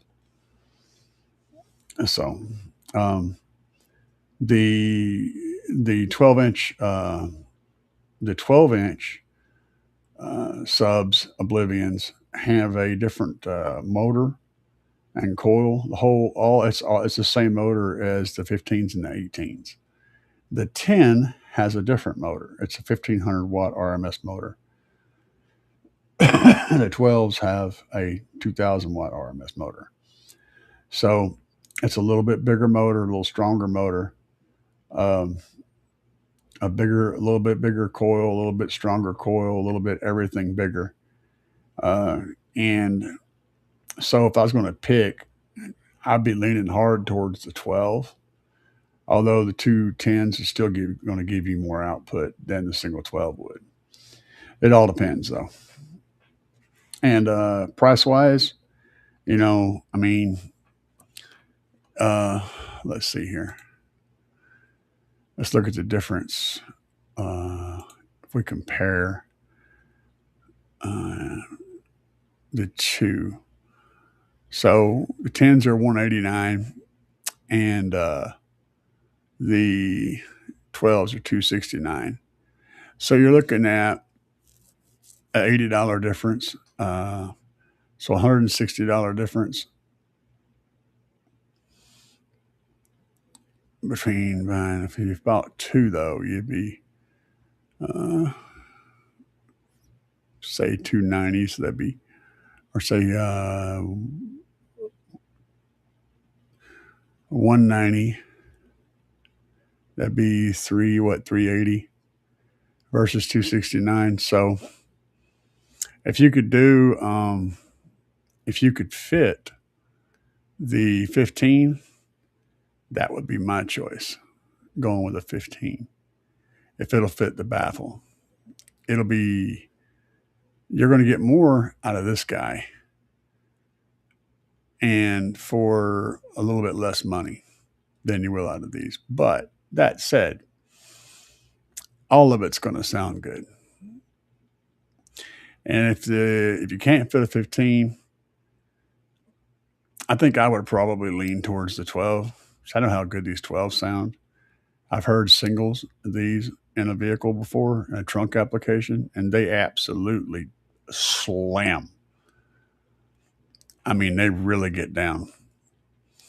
Um, and of course, if you want to go stupid, you can pick up the 3,000 watt RMS SmackDown 12, which makes you could reconsider life choices when you pick the thing up. It's heavy, extremely heavy. So yeah, there's that. And the WaveTech Thin Pro, WaveTech, yes, they are good. I don't know if they're as good as TW3s. I know they're good though. I haven't heard of them. I just know people that have run both.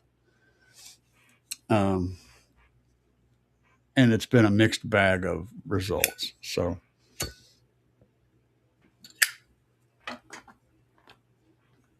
it would probably come down to price maybe because they're both good. But I've used a ton of the TW3s, and they just keep giving me surprises every time. I keep getting the smile. So I don't like changing up, and if I'm getting what I want, I'm kind of like that, you know. Shadow Page showed up. Hey man, no problem, guys. Thanks for the help. I'm gonna take a little break and I'll come back. If you got any more questions, y'all need to throw them in here. Give me a minute.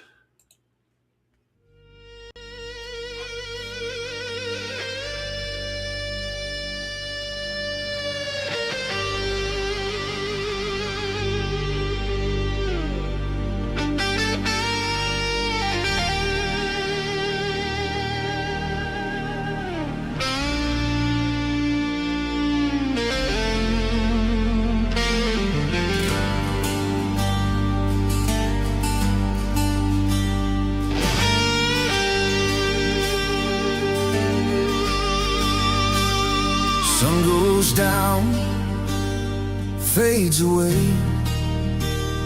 Lifeless fingers, red decay. Darkness comes, slow moving mist hides the land inside its fist. The riders come, sworn to obey, to chase the colors from the day. They ride on through with a thunderous sound, shakes the mountains and cracks the ground. Power, can you feel that power? As night rolls in with the witching hour. Power, can you feel that power across the land? Can you feel that power?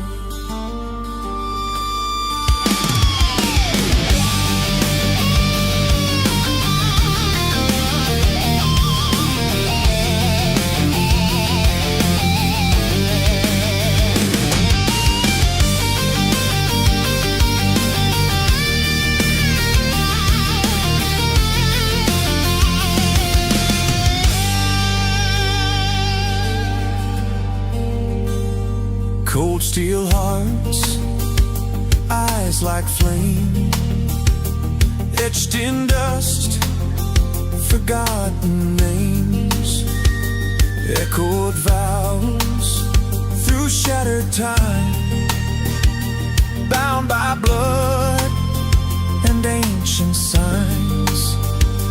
Engines howl like beasts unchained, blackened skies ignite the rain. Every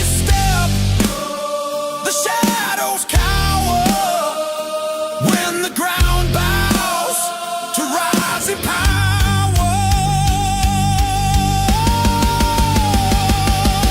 Power. Can you feel that power as night rolls in with the witching hour? Oh, power. Can you feel that power across the land? Can you feel that power?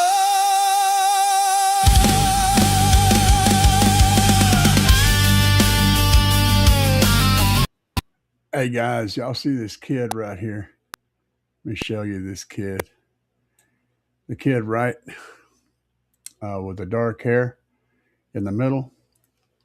Um, he showed up to the last couple of our meets after getting demos and the Tahoe. He showed up to the last couple of our meets and got to get in there and listen to some more stuff. So yeah, he's addicted, and these are his siblings. And I instructed them all to stick their fingers in their ears before the demo, and as I do with all kids.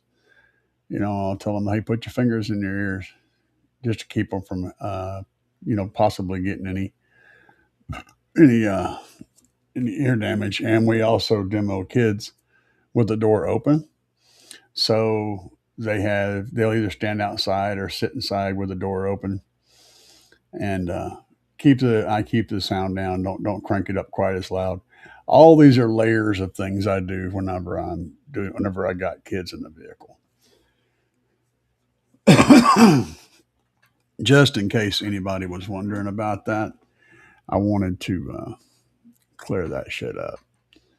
Um, and so, yeah, I am back, by the way, in case you didn't notice. um, Joseph said, loading the SmackDown 15s in the flat wall. And the Kia was killer, yeah. I guarantee you, dude. Um, Putting any sub in a flat wall where you're mounting it in a vertical position is always a bitch. It's always a bitch. Um, but anybody got any other questions for me tonight? Because I know Joseph just showed up, or not Joseph's been here forever, but Shadow Page just showed up. And by the way, Shadow Page, did you listen to the rebase track that I sent you? I'm curious as to whether what you thought about that. We're going to check it out. It's a new, um, I don't remember the name of it now, but anyway, it's a new track that somebody did with AI. Uh, Basically, it's it, the clown it rapping, and he did the whole AI video and everything. It was very, very good, very, very well done.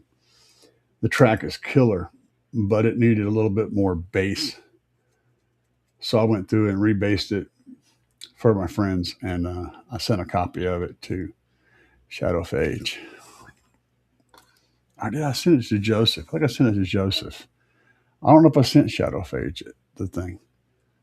Um, 6'2" and 311 pounds. Uh, cool. I don't get up to Kansas City. He's a big boy. I don't get up to Kansas City very often. Um, I try to dodge KC because it's Kansas City. I mean, if you live there, you know why everybody would try to dodge the damn place. Uh, yeah, it's messed up, man. But and the people there are great. It's just the town is jacked up.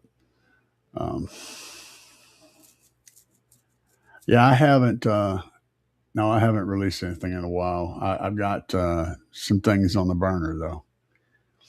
Shadow Page. Um, Craig said send me some tracks. I got stuff I've been working on, guys. I just hang tight just a second here. Let me minimize that. I can't really. I don't think I should play this track because it on YouTube because it would. So I can't, it's called Pennywise is the name of the track that I rebased, but I can't play it on YouTube. So look it up on YouTube. You can get the regular version and check it out. It's a good track. Pennywise. This is one that I just got done with. Hang on a second. Let me see if I can get this to play in. I don't know if it'll work. I don't know if it'll work or not, but we're going to try it. I'm going to see if it works. Y'all can hear this. I haven't even uploaded this one yet. This is a new track.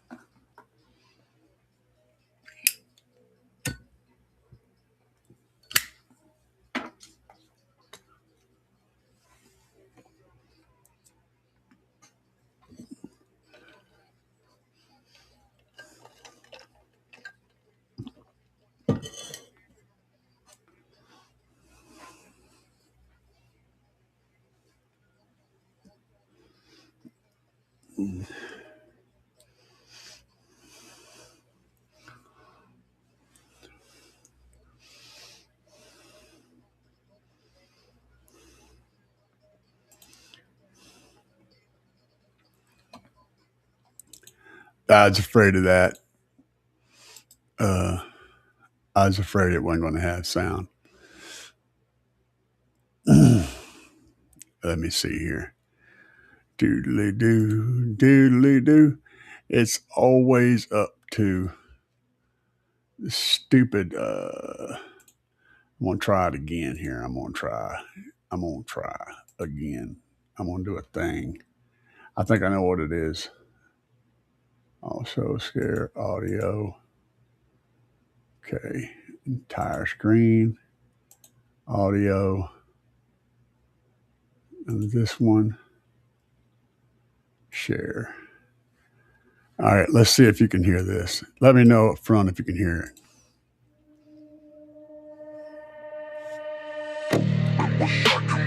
Can y'all hear that?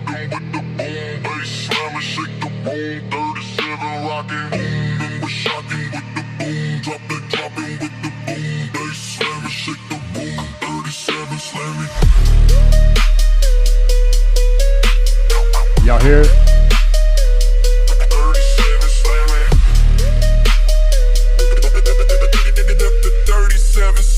Yes, no? 37 in the line when the pressure start rising. Sound waves slide through the ride like a low end siren. Whole frame flex when the wavelength treble hit one note. Make the whole damn pavement rattle. Rolling and rolling, the wave keep moving. Doors keep shaking and the roof keep grooving. Air get thick when the low note hit. Whole crowd lean when the baseline hit.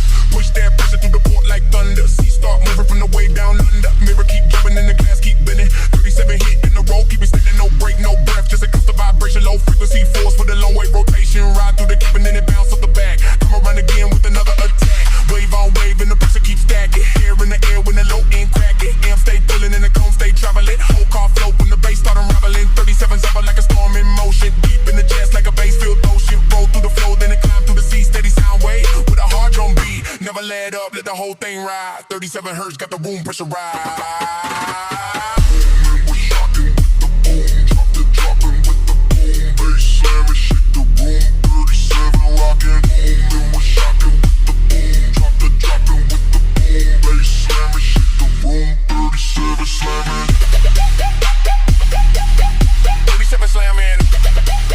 Anyway, that's that little track. Let's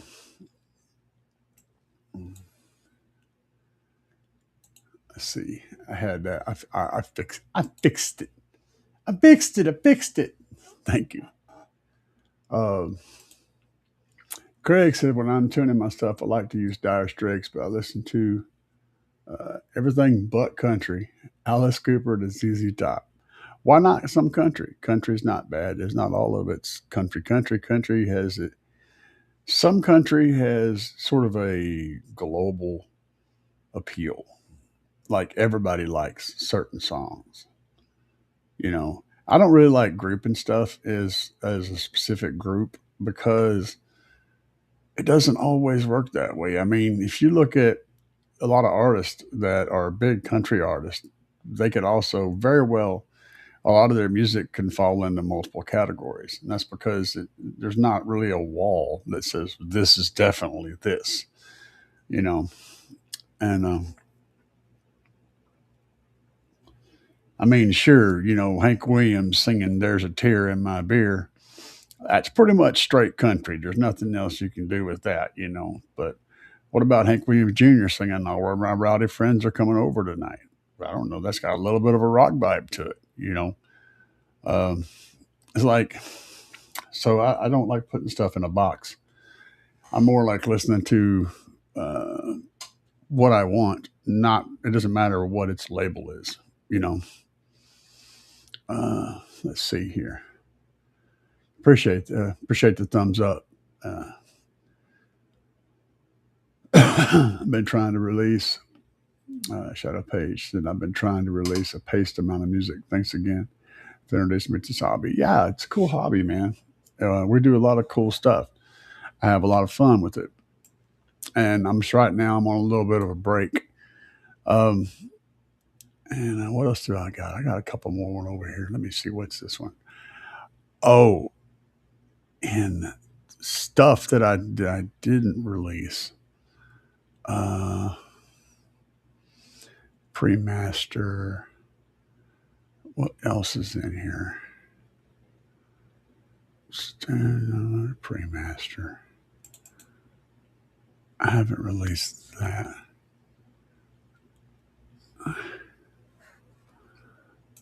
This is pretty cool. This is 22 hertz, guys. So I'll play a little bit of this. Just know that it's a 22 hertz bottom note. If you're listening to it on a big system, just watch that bottom note. It's going to really come to life on your shit.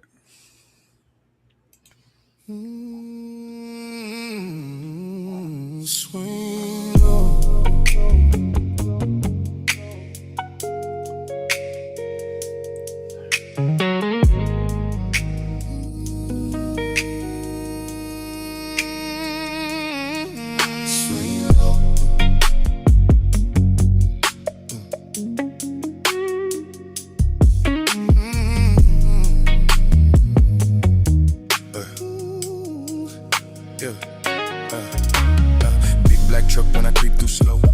Subs and it's swinging low. 24 hertz make the whole street know. Then I lean on the knob like sway. I'm about to start flexing, you start bending. Long low note, then it just keeps extending. Hair in the air and the wind keeps spinning. Hope damn cabin go flex. Sway. I don't need highs when I come through clean. I want that pressure that you feel, not see. Low enough, make that concrete breathe. 30 hertz, now bring me 20 sway. Drop that note to the dashboard shake. Drop that note to the street lights wait. Drop that note to the whole earthquake. Then hold that note. Swing low, swing low. Swing low. Swing low. Swing low. Swing low.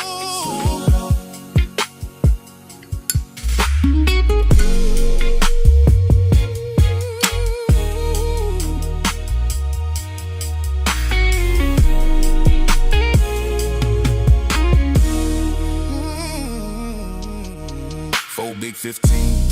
Amps on fire, voltage steady in the low, climb higher. One long note like a live transmission. Hit so hard, make the soul reposition. 26 hertz when I let that ride. Feel that pressure push from side to side. No quick bursts, it's a full-blown tide. I want all that violence. Swing, mirror shaking like you wanna break free. Roof got waves like a storm at sea. You hear that rumble before you see me, then the whole block chant. Oh, I don't want cute, I don't want polite. I want low thunder in the dead of night. Big sound wave in the wall that tight, then drop it one more time. Swing, break it down. Swing low.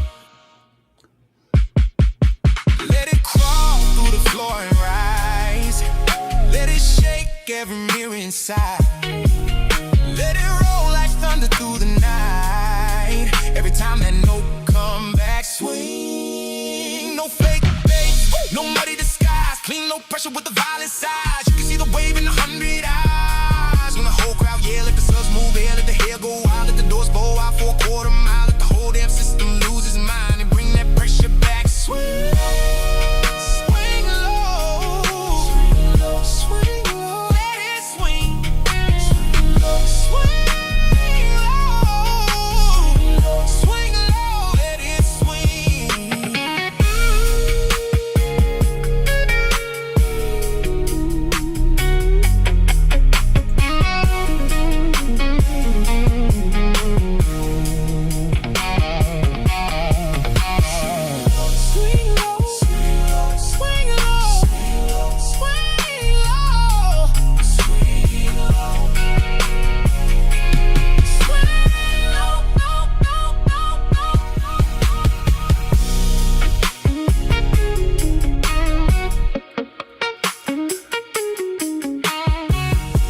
I think that sounds pretty damn good, man. I like a good sounding track and that's got a nice deep rumbling bass line underneath it. But to me, it's got to sound good first and then bass out second. That's what I'm shooting for. Well, if you guys don't have any more questions for me tonight, I'm waiting on y'all. That's what I'm here for. I'm going to go ahead and get the duck out of here. We've been doing this for a little while tonight, a little over 2 hours. And I had a long day today. So you guys have a great evening.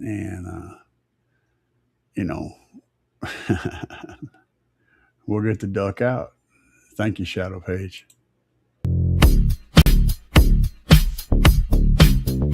Yeah. No. Yeah. Bad day today. The alternator's at 11 volts. Idle. It's got a 160. There you go, man. Sounds like the voltage regulator. Up and down the street, slamming it to the ground. Big subwoofers are getting loud. You can feel the booming sound. Getting ready to go. Got it shined up for the show. Power's charging, amps are amping, gonna let the woofers blow. It's all good, man. It's all good. Another one bites the dust. Another one bites the dust. And another one goes, and another one goes, and another one bites the dust. We got more at home. Another one bites the dust. Looks like you had a voltage regulator go bad on you. Also check your wiring and check for loose connections. Check the grounds. Check the power connections. Wires are glowing and the amps smoking. Subs are cherry red. Let me keep jamming. Gotta keep the bass fan. Gonna go hard till they're dead. Full power, gotta let it go. 20 hertz in the floating hair. Sparks are flying, voice cores are frying, and the smoke is in the air. Another one bites the dust. Another one bites the dust. And another one goes, and another one goes, and another one bites the dust. Hey, we got more at home. Another one bites the dust.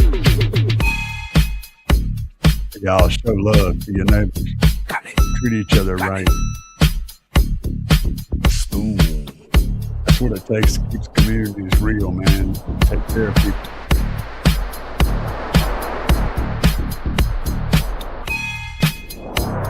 Represent yourself in the hobby well. Yeah.